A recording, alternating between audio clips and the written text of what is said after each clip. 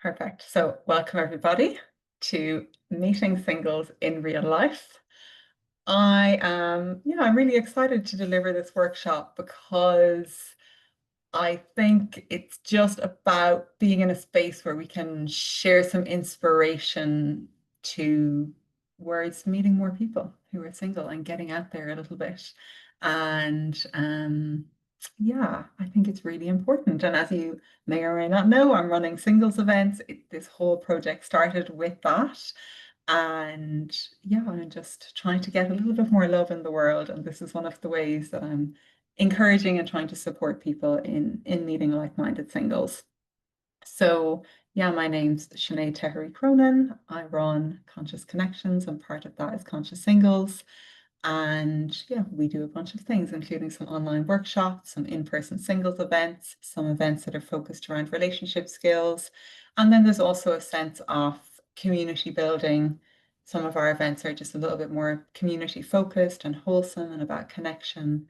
And yeah, that's what this work is all about.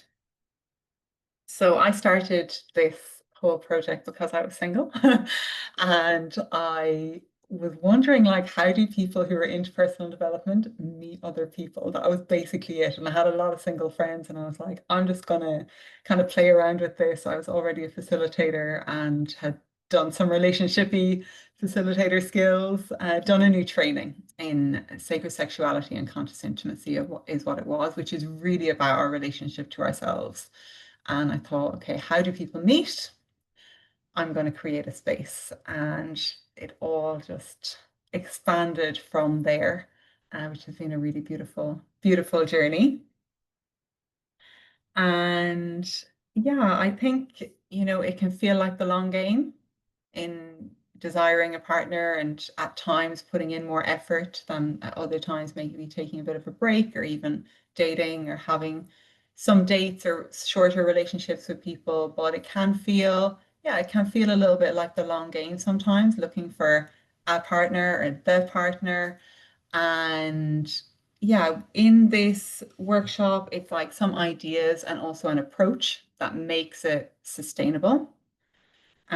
Hopefully will make it enjoyable and yeah, give you that little bit of energy towards putting some effort in when that is the right time to be putting effort in, because I'm all about recognizing within ourselves when it's the moment to be putting energy into something, and then there are other moments where it's more nurturing to take a little step back and look after the self and then come back into looking for connection again. So yeah, I live in rural East Clare. I used to be like, where are the single people? There are no single people. And then from there, really beginning to just notice and observe how closed I was to connection, actually. That it wasn't so much that there wasn't people around, it was that I was very closed. And when I would see somebody that I would like, I would kind of shut down and run away, which is the opposite of what you want to be doing. Um, and yeah, again, ending up coming to a place where I was like, wow, I have a lot of like gorgeous single male friends in my life. Um, all of whom have been to my singles events at this stage, some multiple times. And yeah, it's been a really beautiful shift um, for me to go from that feeling like at moments like online would be the only place that I could meet people, and then getting really into like, okay, so how do you meet people in real life? Like, what does this look like? And putting that into action, and then yeah, also noticing that I had created a life that had a lot of single people in it. So the approach that I'm sharing is around dating intentionally. I'm going to give a little bit of background before we get into it, right? So the approach that I'm sharing is around dating intentionally. And, it's really about self-awareness and knowledge that we're bringing. So it's like in intentional dating, you already have an idea of what you want. There's none of this like go with the flow stuff. You're like, I want to casually date. I want a lover. I want a life partner. Whatever it is, you have an idea of what that is, how that might look and feel. You have an idea of what a healthy relationship looks like and the skills that that might take. And also within that, it's to be able to highlight in ourselves the areas in which need some work, because we all have those, unless you're coming on this call having a whole bunch of, or one or many very healthy relationships. But most people I meet strive for something healthier than what they've had before. And that's kind of what this journey with Conscious Connections is about. And yeah, like nobody is the perfect partner. We're not the perfect partner. Nobody you date is ever going to be the perfect partner.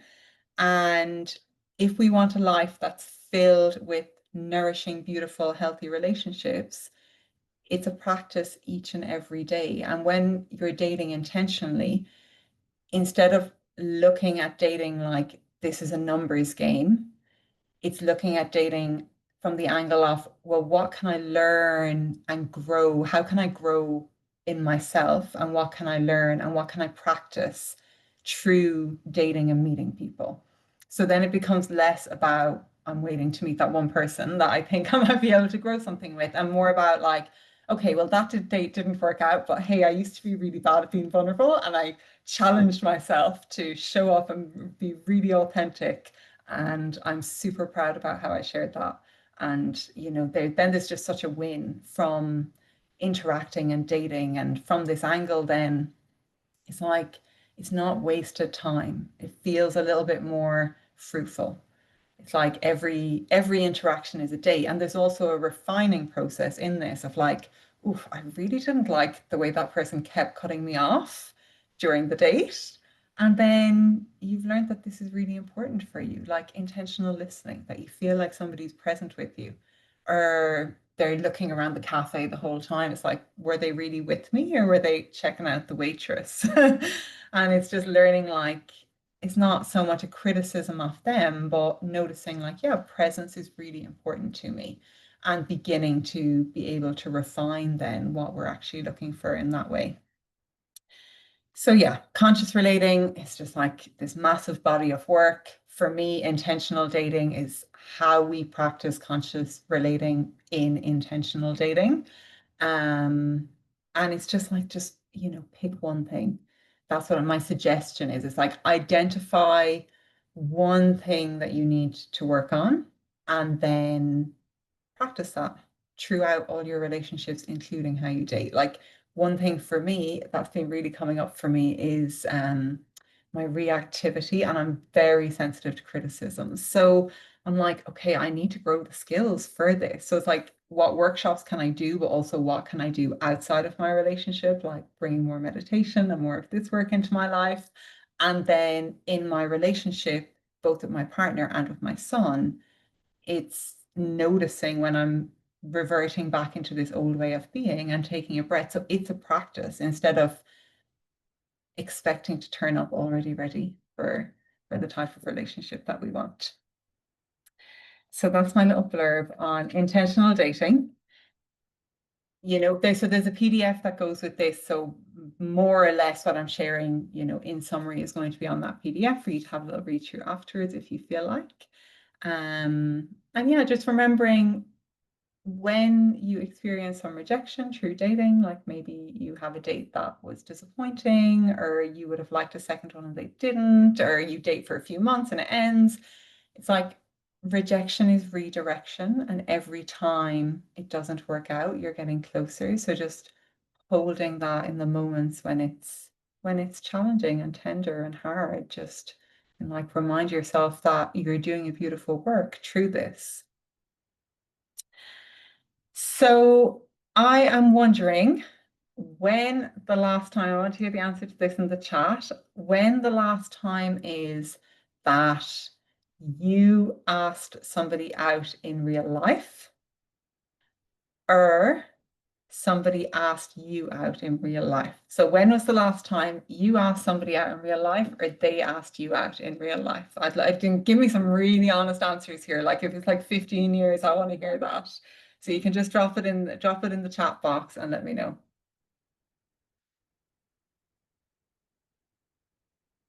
So yeah, whilst you guys give me a few answers, I will say last year, so we're 2025 now, so 2024, I was asked out by one person in real life. And it was amazing. I loved it. And I actually gave that person a chance then because it was such a, it's just unique, you know, it happens so little that I think it's such a treasure when people can have the courage to ask somebody out in real life. I have no answers here yet, by the way, so you better start dropping a few in, please. Okay, 4 months ago, I was last dating and I asked her out and we dated for a few months, but didn't work out, but I gave it a go. Celebrating that, love it. I asked someone out 20 years ago. I was asked out 20 years ago. Brilliant. Hold on to that. It's a skill from 20 years ago. Most people now are too afraid in 2025. Never asked anyone out. Ooh, that's something a little challenge for you. Have been asked out, but so long ago, don't remember. Yeah, there's a challenge now. May this year, after your hiking event, I asked someone out. We had 2 dates. Someone else asked me out, and we dated for 3 months, but ended recently. Okay, well, I'm sorry to hear about the ending, but it sounds like there's a lot of movement and momentum there, which is really positive. Yeah, fantastic. Great. And celebrating the courage for asking someone out. Probably well over a decade ago since I last asked someone out, and I've been waiting for years. And I've been waiting for years to ask, okay, so it took a lot of courage. Well done. Yeah. And I think it's the fear of rejection, right? Is often what holds us back. It's like if I ask, there's a whole inner journey of like, oh my God, does this person like me? Are they going to say no? Will this be embarrassing? All of that. And yeah, I think it's really good to expand that edge of comfort. I'm at a festival teaching next weekend, and my workshop is called Reclaiming Desire and Reframing Rejection. And it's all about this, just building that skill, really, or that, yeah, it's I don't find out the word I'm looking for, but capacity, I suppose, building the capacity within ourselves to be able to hold for ourselves if we get rejected, and then having that courage, because you know there's this if anybody has never seen it, there's a beautiful TED talk by Brene Brown called Courage and Vulnerability, and it's on YouTube. And it's really how these two things go hand in hand, to have the courage to even be going to events and putting yourself out there and looking for love, let alone asking someone out. It takes so much courage, and there's a lot to be celebrated then in the vulnerability that goes with that. So I'm reading another couple of comments here. So 3 months ago, unfortunately, she was not the one. Okay, yeah. But celebrating you asking, probably 20 years ago since I've been asked out, never asked anyone out myself. Yeah. Yeah, oh yeah, I'm trying to think of the last time I asked somebody out. It's a good question. I should have asked myself that before I got on this call. But I think I did kind of broach the topic with my partner. Like we had met, he had suggested meeting, and then I was like, are we exploring something here or not? So it wasn't quite asking him out, but it was close. Fear of rejection is one half of it. The other half is fear of what to do if accepted. That is so spot on. I love that. I'm going to bring that to my workshop next weekend. Yeah, it's like, oh my God, what if it actually worked out? What happens then? How do I deal with this? Hmm. Fantastic. Yeah, so a real mix in you know the answers, and there's no right or wrong answer. I was just interested to see. Um, Yeah. And especially that in-person part, because it's kind of easy through text or on an app or something. You're hiding behind the screen. It's less vulnerable. So what what attracts you to somebody? What makes you what do you find attractive? This is a really juicy question as well. And yeah, I want to talk a little bit about the type. Um, Yeah, what do you find attractive, and do you have a type? That's the question I want the answers to, please. What do you find attractive, and do you have a type? And a type meaning like you're strongly attracted to a set of physical traits, personality traits, or other characteristics. And having a type doesn't necessarily mean it's unhealthy. But it can be for sure, and it can be a little bit limiting. And often when we're attracted to, and we have a type, and this there's a much deeper work that we're not going into today, but I just wanted to broach this, which is that yeah, the type can really activate our own inner wounding.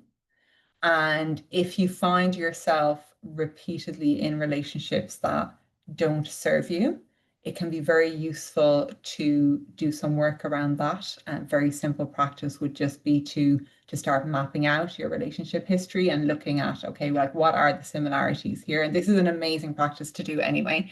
Um,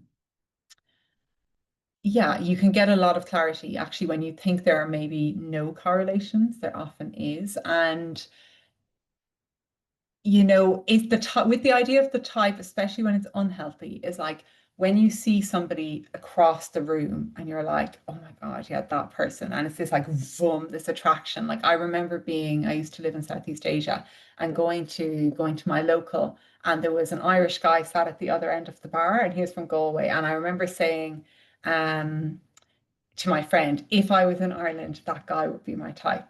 And we ended up going out a few months later. We went out for a year, and it was probably the worst relationship of my life. And when I had, the dad of my child, and I started to do this work, because that's how I came to this, was after some really, awful relationships. That's how I got here, to be so interested in like what are the keys for a healthy relationship, and people meeting and dating, and this kind of like geeking out and all of this.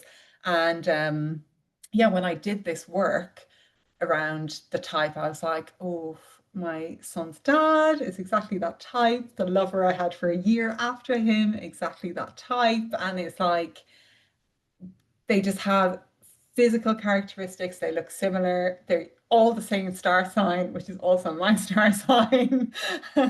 And, it was just really intense and also unhealthy between us, and just having that awareness is really, really helpful. So for a lot of people, the type is not healthy because it's triggering all of these childhood wounds and unmet needs and all of this stuff that we just unconsciously are looking for. So I'm going to go back here to read a few comments, and I'm loving the answers to the questions, which I had said, what attracts you to someone? So repeat kindness and authenticity, start there. Honest eyes, I'm a sucker for blue or green eyes, someone who looks after themselves, someone who's mature in their spiritual, psychological path, and most of all, they can have a laugh, not up on themselves. Beautiful. Love it. That all sounds super healthy.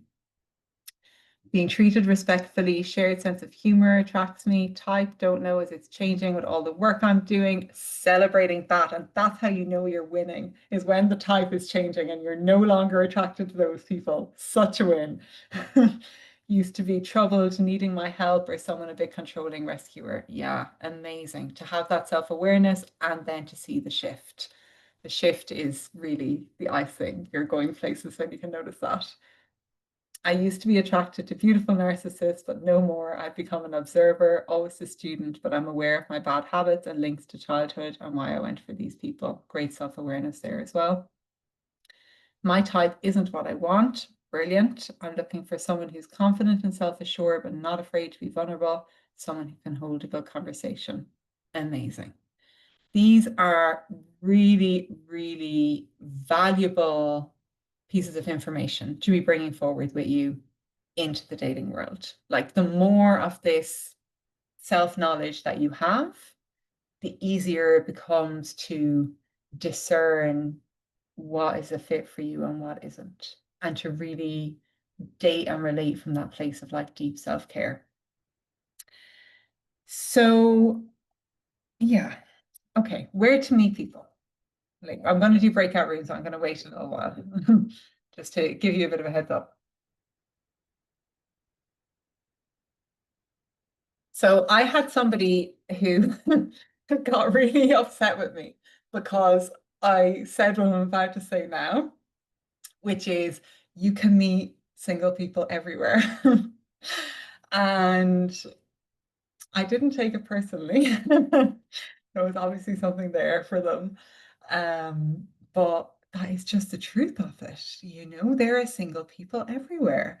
So it's about this workshop. I'm not just going to say, yeah, go out there but it's a mix of opening to connection, putting yourself out there, and then going to the places and doing the things that you're going to enjoy doing for yourself, where you're going to meet like-minded people. So yeah, it's the first key is like now a piece of homework, and this is at the bottom of the PDF, when you go out and about your life, just to notice it's not even people that you feel like, yes, they're really attractive, but moments of attraction. Noticing, wow, when that person helped the old lady pack their shopping bags, I thought that was super cute and I found that really attractive. Or gosh, I love how that person smiled at me. That was so attractive. It's not that you have to look for like a complete person that you find attractive, because I really believe that attraction grows through connection. You might not find somebody as attractive in the beginning as you find them later on, as you have deepened your connection and developed a relationship together. Has anybody ever found that as their relationship went on, they found their person way more attractive? Yeah, great. I'm seeing a hands up or a thumbs up. Anybody else? Thumbs up. Yeah. So yeah, that's natural. Proximity helps us to develop relationships and deepen our feelings. And that's definitely a part of this. It's like, I'm going to give you as many ideas as I can possibly give you and see for where to meet people and things you can be doing. It's about what you love to do. And it might be something totally outside of what I'm suggesting. But yeah, it's about frequenting places. It's like you go on it, you like hiking, and you go on one singles hike and you don't meet anybody. Doesn't mean you should never go on a singles hike again. It just means you should do it because you love hiking. And if you meet somebody, it's a bonus. And maybe when you go for the third time and you meet somebody else who's also there for the third time, you're like, wow, we never really talked those last two times. But actually, now that we're meeting the third time, I'm noticing we do kind of have the same sense of humor, or, we're having a connection here that we didn't have before. So it's really just to give people and places and spaces time. I think that's a big thing about meeting in real life, is people try something once and then they just give up because they're like, oh yeah, I didn't meet anybody. And we give a lot of judgments on people straight away, which is totally natural, and we're doing it unconsciously.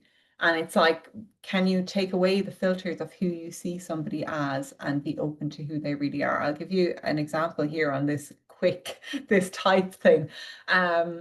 It was I think it was the second ever singles event that we held. Amazing venue. And we were waiting. There was a few people who were late, and one person arrived. Everybody was sitting. We were just waiting for like the last two or something. And this person arrives, and anyway, so they said to me, oh, I'm in by text. They're like, I'm in the car park, so we're waiting. And then, 10 minutes later, I get a message and they said, and like it was busy, there was like 40 people, and the message end, they sent me a message 10 or 15 minutes later and just said, hey, actually, I walked in the door and I saw my ex. So I have left now and I won't be attending. But anyway, I looked around the room, there's nobody there that was my type. And I thought, you literally got to the door, clocked your ex, gave a 3-second swoop of the room, and you discounted 20 single people. And I was like, okay, look, that's totally fine. But I think it says a lot. It's a very valuable example of how quickly we could make decisions and not leave the time to actually get to know somebody a little bit. Like what's this person about? Who actually are they? Do we laugh together? Do we gel together? Do we have similar interests? Like, yeah, just let yourself meet people. Just write off 20 people in like 3 seconds. It was brilliant. I don't think he ever came back. So yeah. So it's the question is really, what do you love to do? And we're going to run through a whole load of examples, and then we're going to do a little bit of breakout rooms. Um, and yeah, but that's the question. It's like, what do you love to do? How do you love to spend your time? If you're not working and not parenting, I don't know if there's any active parents on here, but if you're not working and you're not parenting, how do you spend your time? I want to see those answers in the chat, please.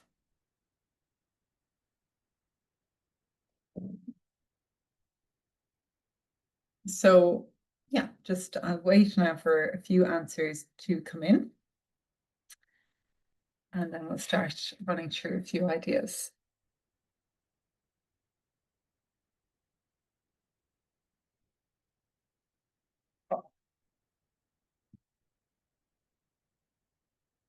So the ideas that I'm going to share, yeah, it's really about what you are into. So I'm reading a comment here, out in nature, walking by the lake, the woods, poetry group. Okay, great. Do you have a dog? No or yes? No. Okay. Yeah. See, I'll get to why I asked that in a few minutes. Sea swimming, playing music, yoga, art house, cinema. Sounds great. Hiking, hanging out with friends and their kids, traveling, yoga, sup. Oh, your dog died. I'm so sorry. Yeah. Dogs are an amazing way to chat to people, aren't they? I'm sure you probably met that or found that. Like when you're out in the woods walking, when you have a dog, it just opens up this whole other social level. But unless you really want a dog, I think there are other things you can do. Meeting my friends for coffee, food, all female, singing. Okay. So I'm a spiritual facilitator. I recently became an author, virtual group, gym, daughter, dog, full-time job. Okay. That all sounds busy. Yeah. Out in nature, farming, running club, park run club. Okay, great. So yeah, it's like, what do you love to do? Are there things that you would like to do that you haven't tried yet? And what things can you do that are interactive? Which means there's going to be both men and women. You're going to meet new people you haven't met before, at least some.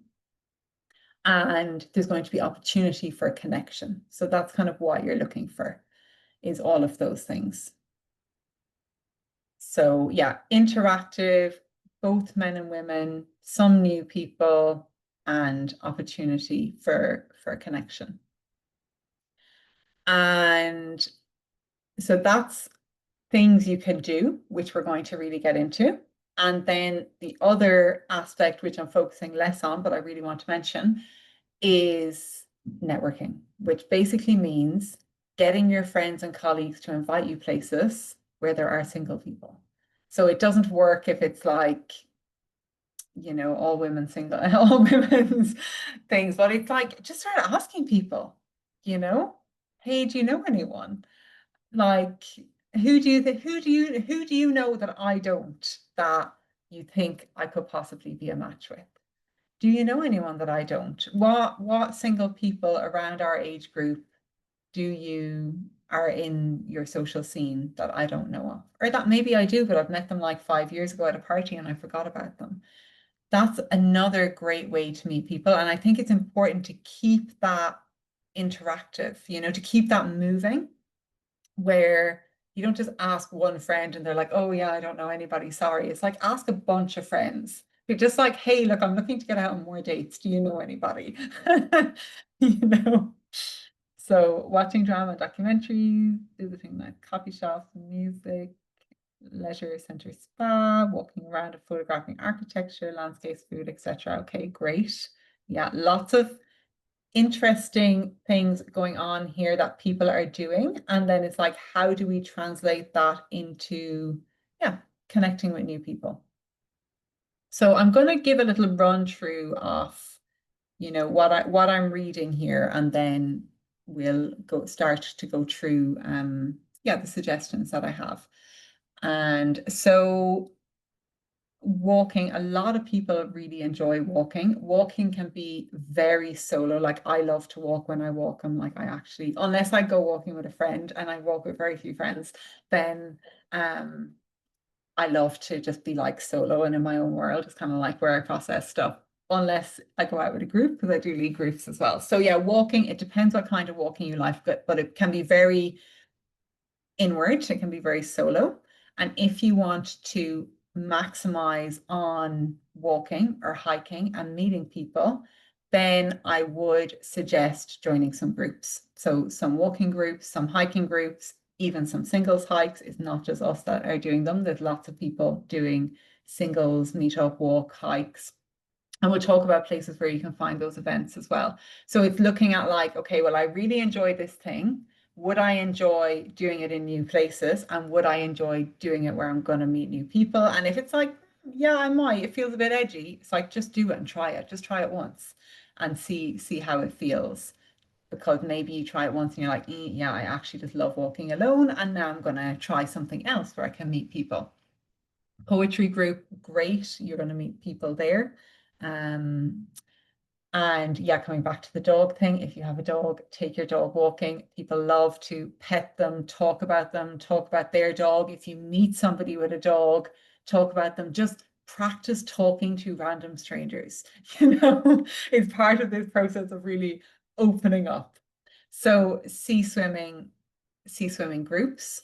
What groups are going sea swimming? I think we've just spoken about this before, where I am sure that groups that are run by men attract more men than groups that are run by women. And this is for the women who are looking to meet men. It's not, I think for men, you have an advantage in that a lot of women are doing things.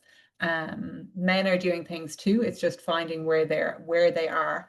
And yeah, so swimming groups and like playing music. What type of music do you like to play? Is there a space where people are meeting up and having a jam, or are you going to the pub and playing some Kyol? It's all of that, just looking at like, where can you expand on what you love to do? So traveling, yoga, sup. So I'll go, so we've covered hiking, hanging out with friends. Again, ask all those friends, who do you know that I don't? Even if you just get one date, it's totally worth it. My friend was holding out on me for ages, and then she was like, "Oh, what about this person?" And I was like, "How are we friends for 2 years and you never mentioned this person to me?" We had a couple of dates. It didn't work out, but it was totally worth it, and there was definitely a lot of chemistry there. So, it's worth asking.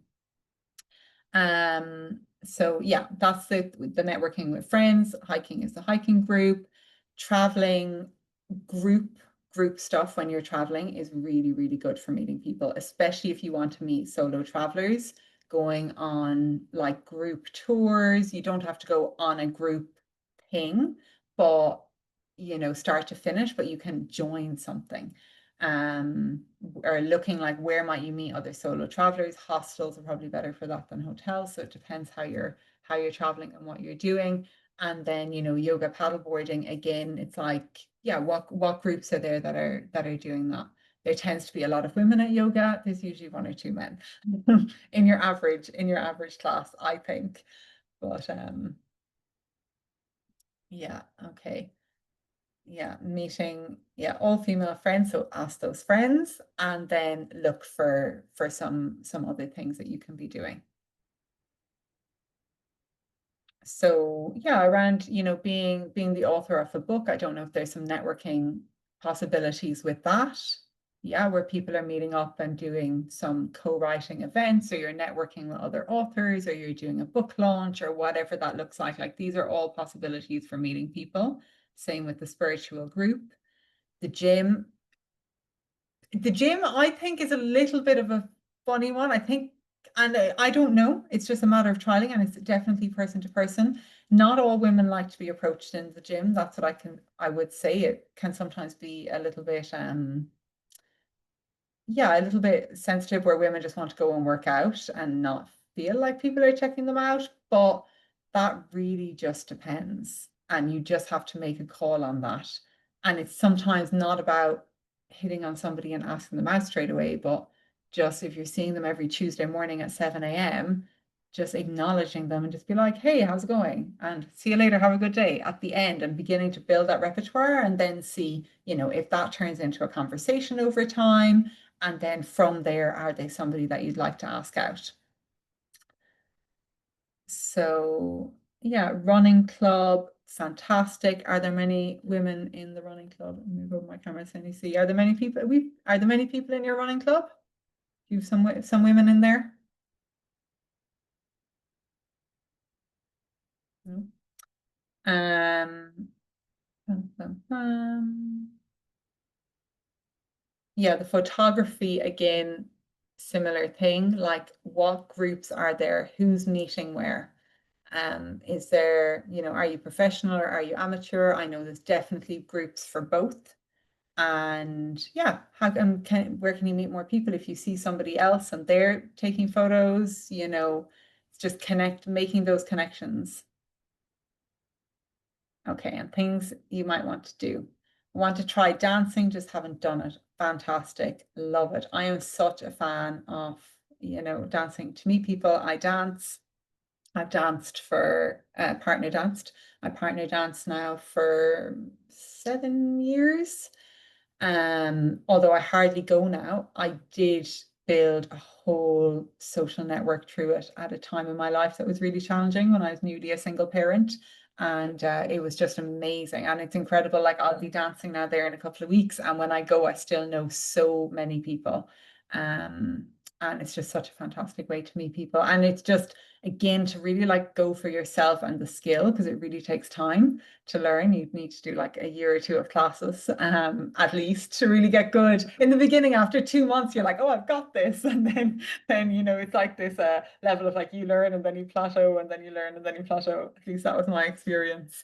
But so yeah, it's just persevering and meeting people, and then you can start to go to socials and be in different counties and meeting new people, and people are introducing you, and it's such an open community. People are so welcoming in the dance community, and they're like, I dance Latin dance, so salsa, bachata, and kizomba, but there's also there's like jive, and there's Lindy Hop, and there's the Irish dancing. There's just so many ballroom. There's all of these different types that you can do, and everyone has a thriving community that travel all around Ireland and travel internationally. Like, I go international sometimes dancing, and I can just go into a nightclub in Portugal that is for this music only and get up and dance with strangers for the whole night. It's just the most amazing skill. And then there's festivals.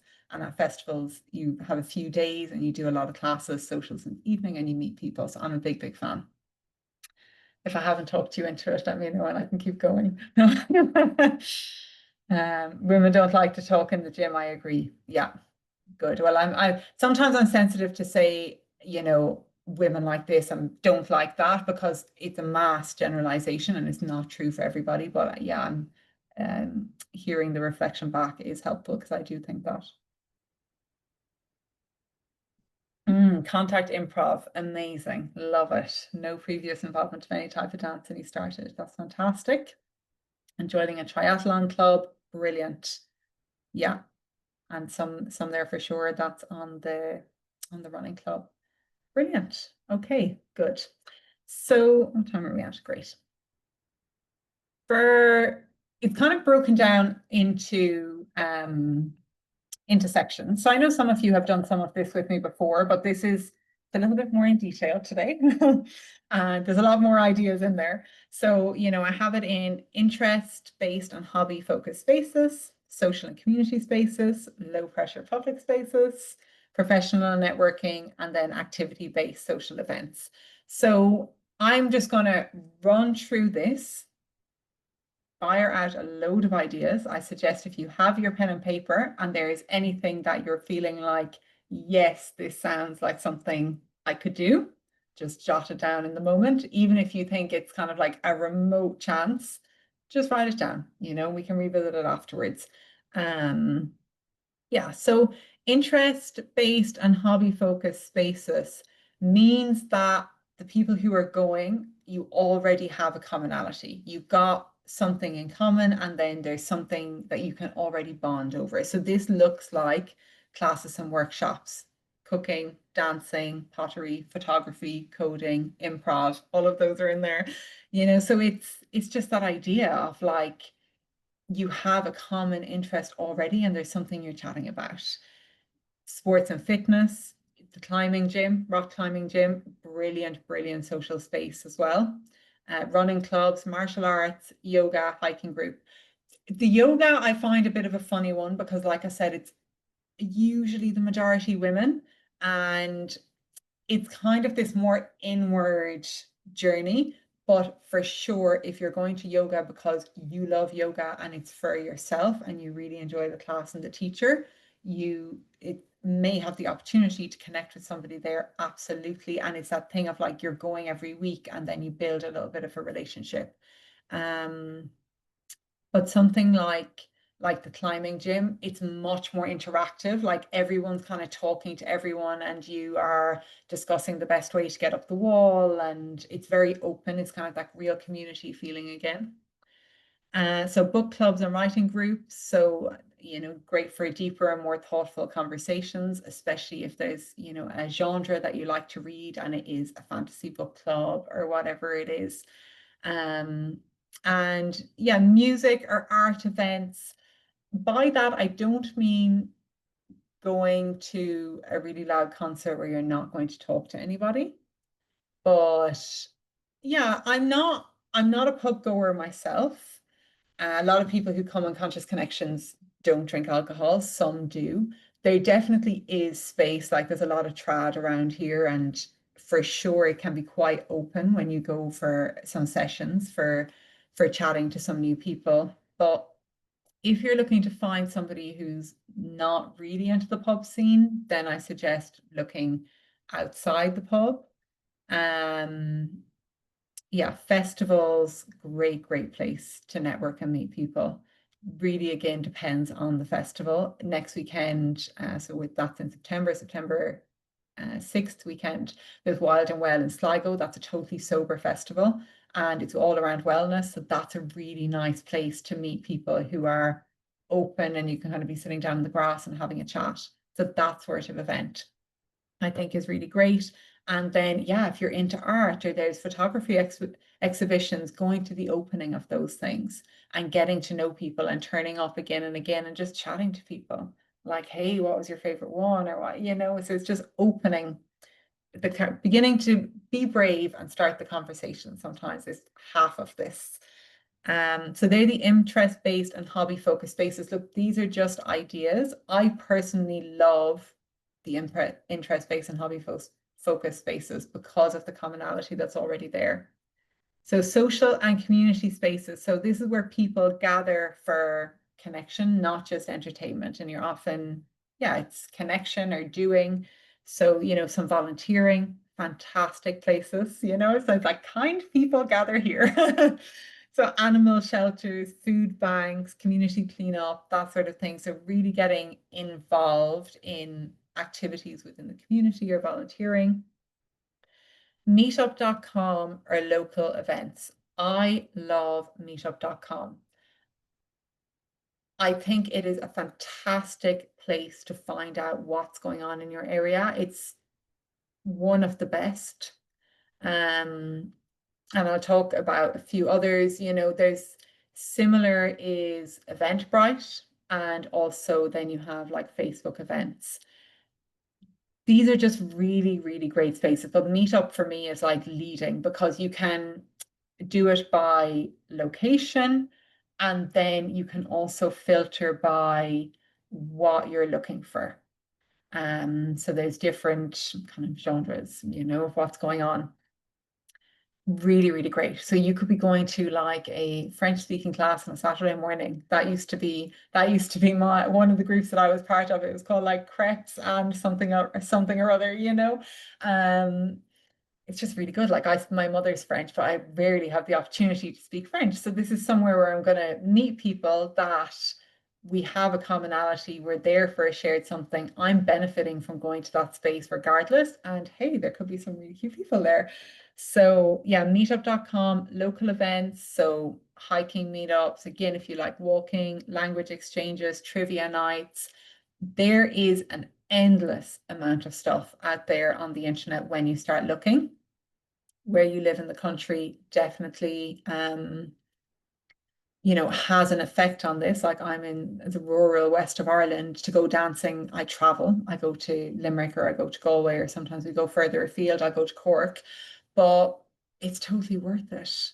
And it's really just about seeing how much time and energy do you have to give to this. I would suggest putting yourself in a place, like if you're serious about this, once a week.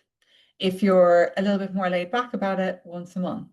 But yeah, really trying to give a little bit of energy to doing something for yourself that you're going to enjoy, where you're going to meet people. And if you enjoy it the first time you go, keep going, and just give it a run, have a run of it, and you can always change it up and try something else at any stage.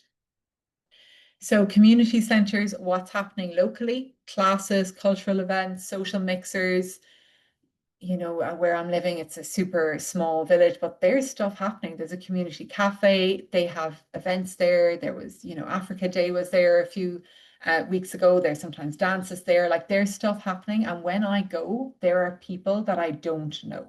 And it's a small town, but there's a thriving community here. And it's like there are new people moving to the area all the time. So it's not like, okay, I'm living in a tiny town or just outside a tiny town and surely I'm going to know everybody. It's never the case. And people invite their friends. There's a fundraiser on for something or other. People travel, people come, people have moved to the area. There's always new people to meet. So don't overlook the local stuff, because if you meet somebody who's living locally, it can be bring a lot more ease to your relationship where you're not navigating long distance travel.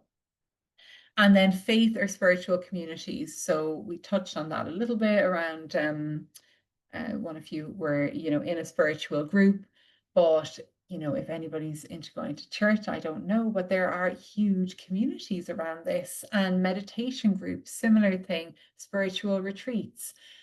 With retreats, this is kind of where I started with running Conscious Singles, because what I found, and I was working on retreats every month with big groups of like 40 odd people, and there was loads of single people. But what I found was that, most people are going for an inward journey. So again, looking at like, what's it about? Is this a space where people are going to be open to connection, or is this a space where like there's no point in going on a Vipassana looking for to meet a partner? You go on that for yourself. So it's really, yeah, being selective about what you do. But again, there's a shared sense of something there, a shared sense of interest, and commonality.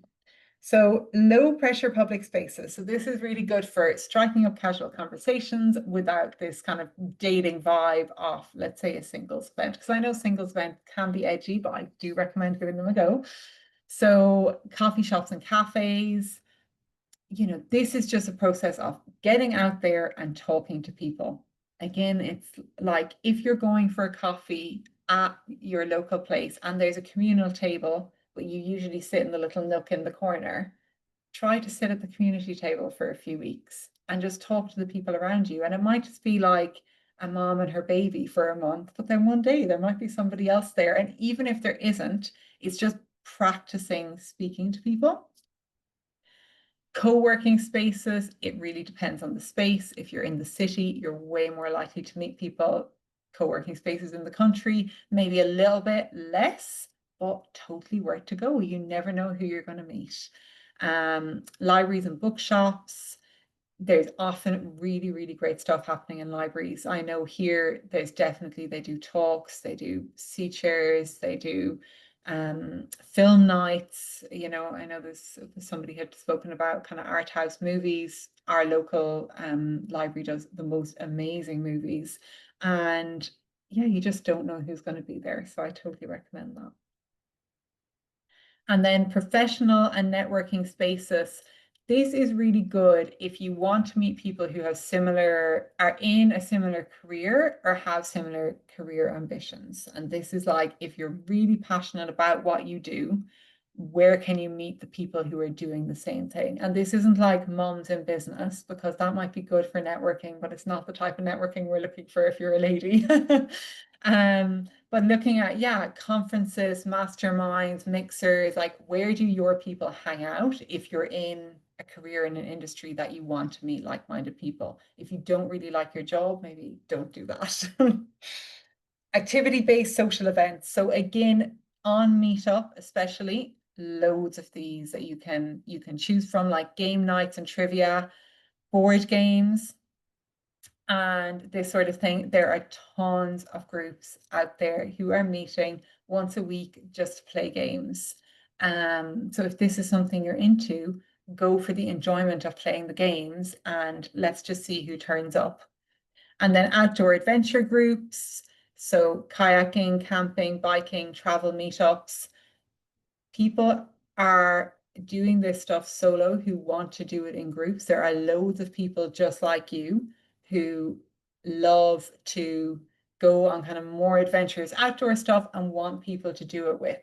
So you can find those people. It's just a matter of finding them. And like I said, if you're traveling, maybe it's doing just trying out like one tour. And again, like being selective with your tour group. You can ask as well for any event that you want to join. There's nothing wrong with messaging the organizer and saying, what's the average age group? And do you find you get more men or women coming? Just ask. People ask me that stuff all the time. It's really, really normal, because you just want to know before you book. Because if you're, much younger, you don't want to end up with a much older age group of people that aren't going to be compatible, and same the opposite way around. You want to find yourself with a group of like-minded people who are in your age bracket and with people of the opposite sex if you're going for a heterosexual relationship.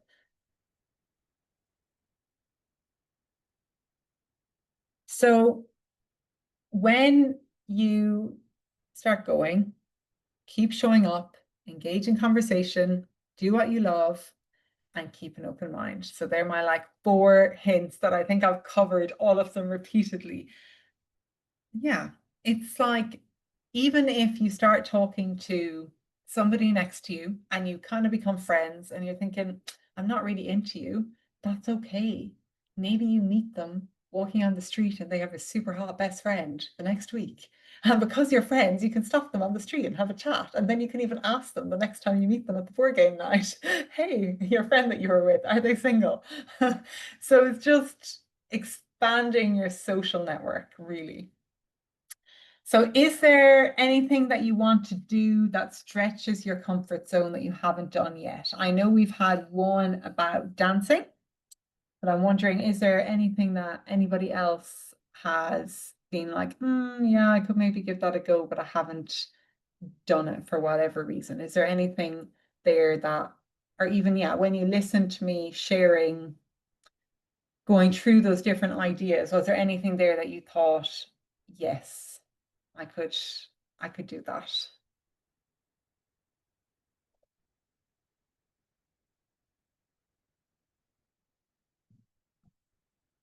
You can just drop it in the chat if you have any feedback.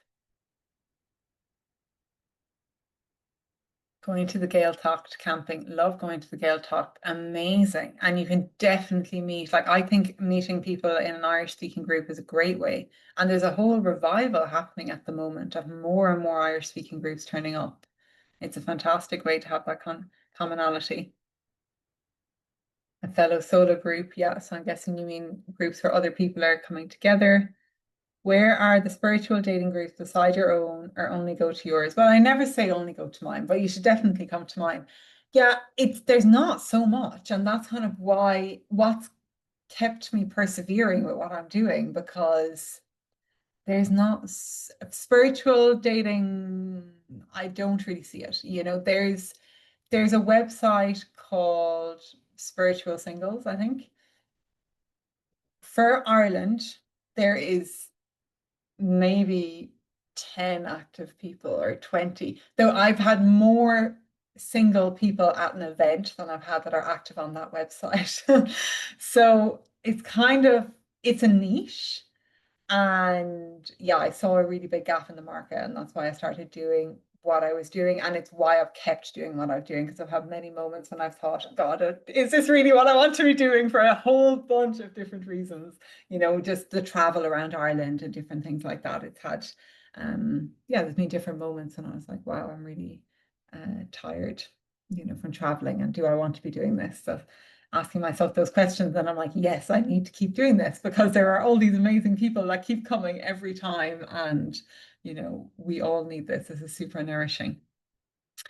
Okay, so yeah, so spiritual dating groups, like, I would look for singles events that are alcohol free. That's my approach when it comes to singles events. And it's not that I don't drink, I do. I'm not a big drinker. But yeah, I think drinking can be like a buffer that softens the feelings of discomfort that we have, and people latch onto that then as a way to connect instead of moving through the discomfort within themselves. And there are a lot of singles events that are alcohol focused, like, oh, we'll go do this and then we're going for cocktails. And I'm like, it just feels kind of icky for me. And I think the alcohol-free events attract a different kind of person who wants to connect without the buffer of a substance, basically. Yeah. So Art Adventure launches alone, but find it hard to start talking to people at them, especially if others are in groups already. Yeah, it can be very, very daunting if people are in groups and you're like, oh God, I'm really by myself here. Yeah, it's definitely much, much easier to start talking to like one person or somebody separate from the group, and then they can introduce you. Um, yeah, I think you're doing great though, because we've spoken before, and I think you're really good at putting yourself out there. So I just want to also acknowledge that, like, your courage to even turn up and to be wanting to work on that. So yeah, just really celebrating you in that, in that you would even do that, go by yourself and then try to start talking to people. It's huge. It's so vulnerable. So it's amazing. Yes, Irish language events have been brilliant for making friends as people want to practice their Irish. Absolutely. I have a bunch of Irish speaking friends, and they just love any opportunity to speak. Um, oh, I went on a Sinead event and dated a lovely lady for about 9 months. Just didn't work out. Yay. You guys met in Dublin, right? Wasn't it? Yeah, so good. I'll have to get a testimonial from you, please. Yeah, that was so sweet. I love that. Great. So I'm going to pop you into breakout rooms, and you'll have, so let's do 10 minutes, and you will be 3 or 4 people in a group. So you'll have, kind of 3 minutes or 2.5 minutes each to talk.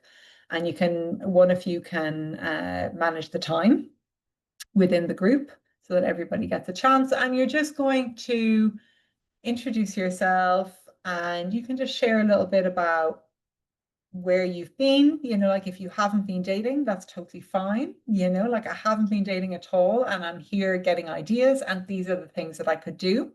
Or I have been dating and this worked for me and this didn't, or now I'm going to try this. Just share a little bit about your journey. And it's more just a process of opening up and then also being inspired by the commonality. So that is what's going to happen in the breakout room. Brilliant. So yeah, just to wrap up, 15 15 minutes left, and I want to leave a little bit of time for some questions as well. So I'm just reading a comment here. I thought that was lovely. Good. Yeah. I know breakout rooms can be a little bit daunting, but I really love them. And I find, like everything, I get much more comfortable with just showing up and being vulnerable with strangers the more that I do it. So, yeah, on the PDF, there'll be a few ideas of places to look for different things. I've talked a lot about Meetup, Facebook groups and events. Singles events are really great because you know everybody is single. And although not everybody might be relationship ready, everybody's single and they're there for connection in some capacity. So it really takes that question out of, is this person single? How do I get talking to them? How do I find out if they're single? Can I ask them out? It kind of removes a lot of those questions because you automatically know they're single and they're looking for connection. There are a lot of WhatsApp and Telegram groups for different areas, and I think this is a really fantastic way to find out about events. It's a multi-approach, right? It's not just looking in one place, but yeah, Meetup, sorry, what I wanted to say is WhatsApp and Telegram have a lot of groups per area. So I'm in a bunch because I advertise in them.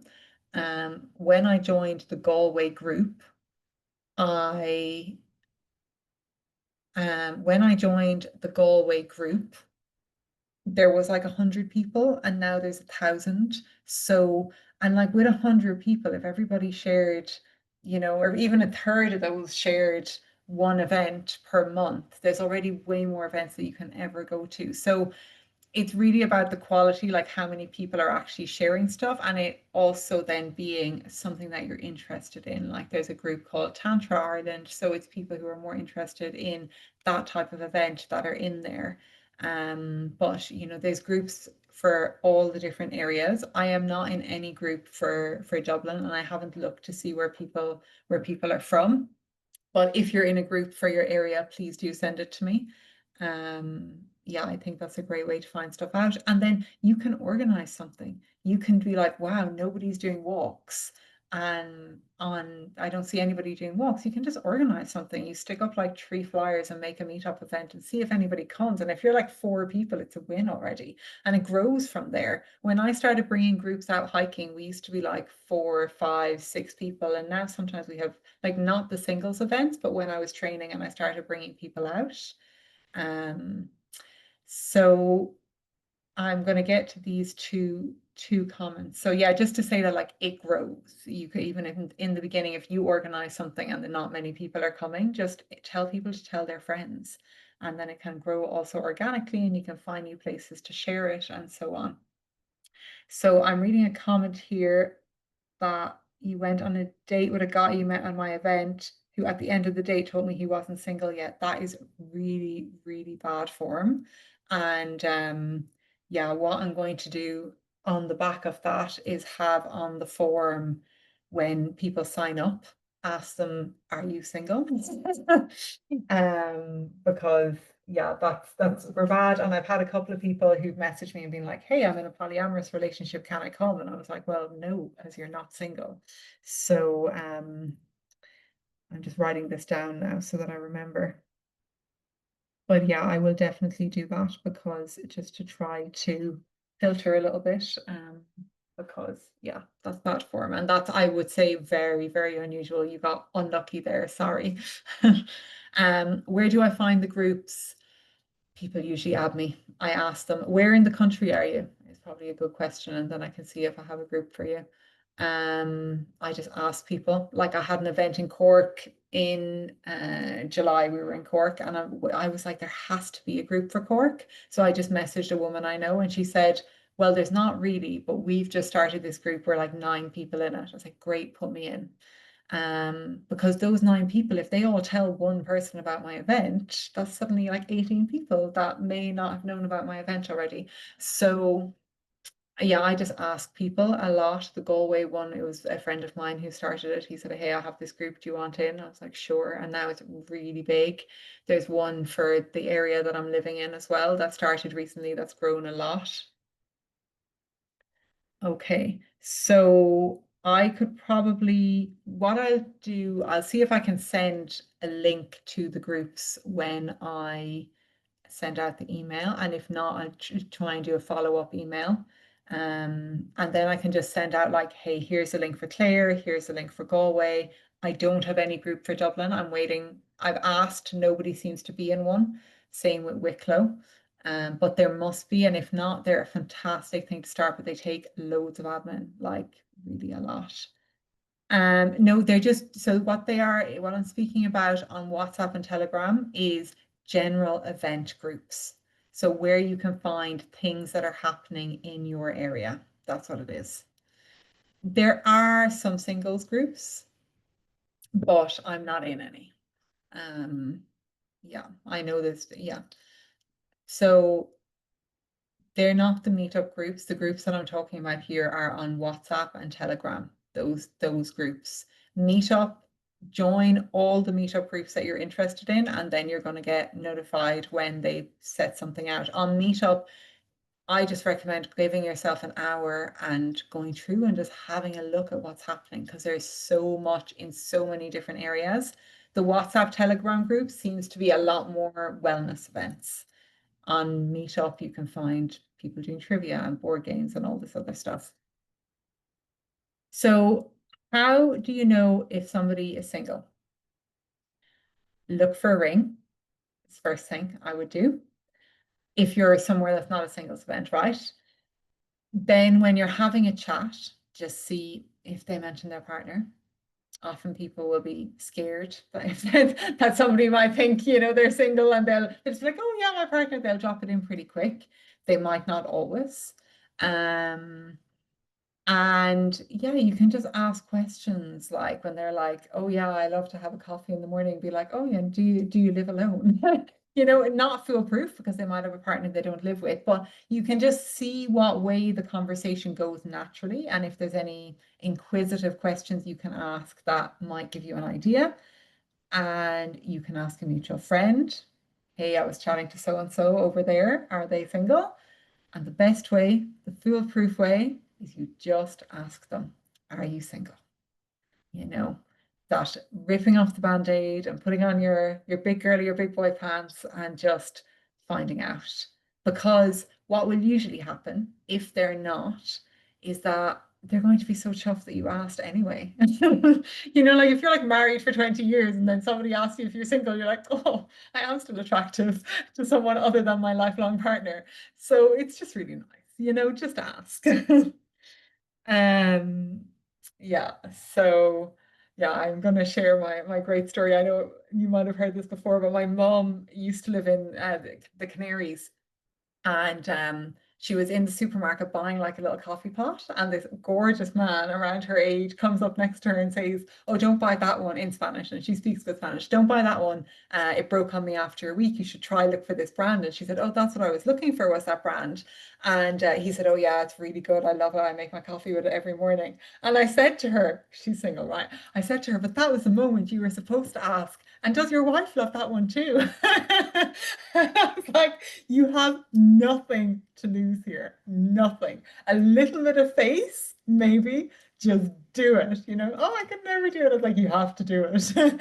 The next time this happens, if it ever happens again, just ask. It's just slipping it in. It's that fun way because it's again that thing of like, you're going to make somebody's day. Even if he does go, "Oh no, my wife doesn't drink coffee. She likes tea." But he's going to walk away from that interaction just enlivened. So it's just about being a little bit less serious about this. Who knows what could happen? So, yeah, when you meet someone and you begin to connect, hopefully we get to that stage, really focus on spending quality time together in person to get to know one another. Texting is lethal for relationships. It builds a false sense of intimacy. There's loads of space for miscommunication. Just try to hang out, spend time in person, stay away from dates at your house for, as many dates, but I'd say at least five. And just, yeah, get to know somebody in person. And the point of a first date is to get on another date. And after a date, and I have these questions on the PDF, so I recommend coming back to them. It's how did you feel? How did you feel in their presence? What did you like about them? And try to name 3 positives of the date person interaction. Even if you're not going to go on a second one, look at what you liked, because it's really easy to name all the things you didn't like. But when you start to look at the things that you liked, that's what you're sending out there. I loved how they organized. They asked me in the first place and then they organized the place. That was very thoughtful. It's just looking for anything. I loved how we laughed in that moment. It's looking for what you actually really liked.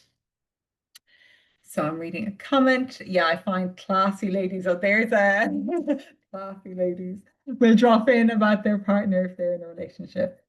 I usually slip that I'm single into the conversation to be clear. Love it. Yes, me too. If I was single, then I would also be like, where can I put this in now? That it just is like natural. There's a flow to the conversation.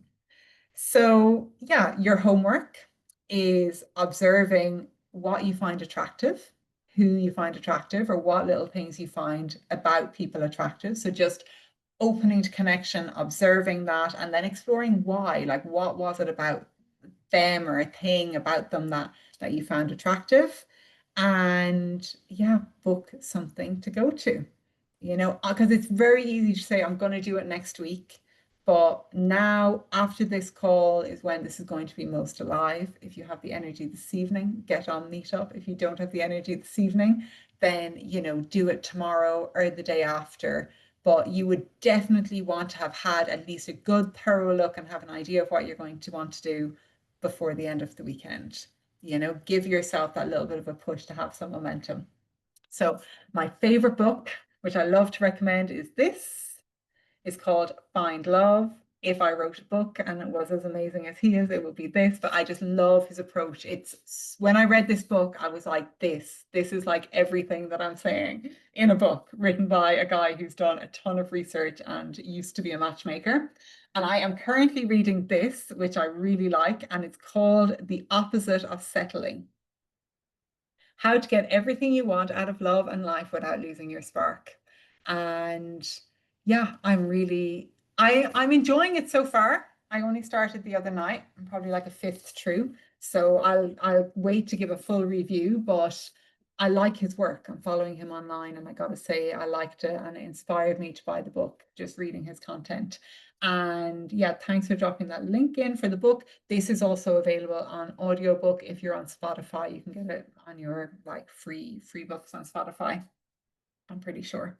So yeah, I think they're really good for just a little bit of inspiration. Like, The Opposite of Settling is really about having, a life that will then a partner will be a bonus to, and we're not going to lose our spark. And then Find Love is, yeah, really inspiring about putting yourself out there and how to meet people and what to look for and all of that. So I really, really love those.